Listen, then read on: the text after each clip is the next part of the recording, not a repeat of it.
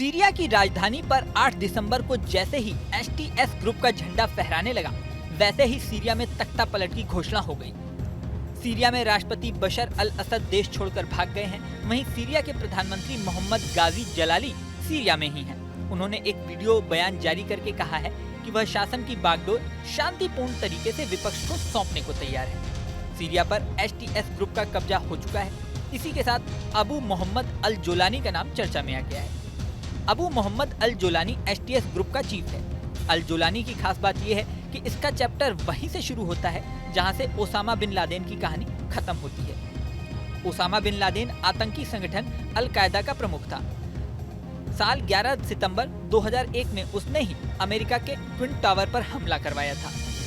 यही वो हमला था जिसके बाद अमेरिका की आंखों में लादेन खटकने लगा और इसके बाद ही अमेरिका ने अफगानिस्तान में मिशन चलाया और आखिरकार पाकिस्तान से लादेन को ढूंढकर उसका खात्मा किया। वहीं दूसरी ओर इन हमलों के समय जोलानी 19 साल का था। बताया जाता है कि इन्हीं हमलों से वो जिहाद के लिए प्रेरित हुआ। इन हमलों से प्रभावित होकर वो गुप्त रूप से अल कायदा की विचारधारा से जुड़े धर्मोपदेशों को सुनने लगा। इसके बाद वो इराक में अल कायदा से जुड़ गया। 2011 में वो इराक से सीरिया लौट आया। हालांकि इससे पहले 5 साल तक उसे हिरासत में भी रखा गया था। इसी दौरान उसने अल कायदा की एक शाखा अल नुसरा फ्रंट भी बनाई थी। सीरिया में अल कायदा का मजबूत हाथ अल जोलानी ही था। जब इस्लामिक स्टेट का प्रभाव सीरिया में बढ़ रहा था, तब जोलानी ने ही अल कायदा का प्रभाव फैलाने का काम किया था। लेकिन 2016 में उसकी अल कायदा से दूरियां बढ़ गईं। उसने अल कायदा छोड़ दिया। जोलानी ने इसके बाद हयात तहरीर अल शाम यानी एसटीएस ग्रुप की स्थापना की। जोलानी के बारे में डिटेल में बात करें तो जोलानी का असली नाम अहमद अल शरा है। उसका अतीत काफी विवादास्पद रहा है। अबू जोलानी का जन्म 1982 में हुआ था और उसका लालन पालन सीरिया की ही राजधानी दमिश्क के माजेह इलाके में हुआ।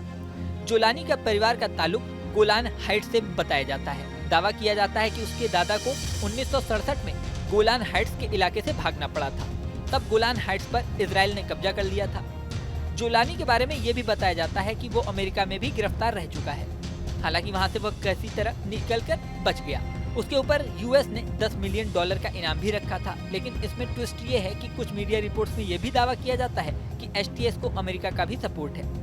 दरअसल जब जोलानी ने अल कायदा छोड़ा तब कहानी बदल गई। जोलानी खुद को आधुनिक और उदारवादी दिखाता है। उसने जिहादियों से जुड़ी पारंपरिक पगड़ी पहनना भी बंद कर दिया और सैन्य खाकी वर्दी और खाकी शर्ट पहनना शुरू कर दिया।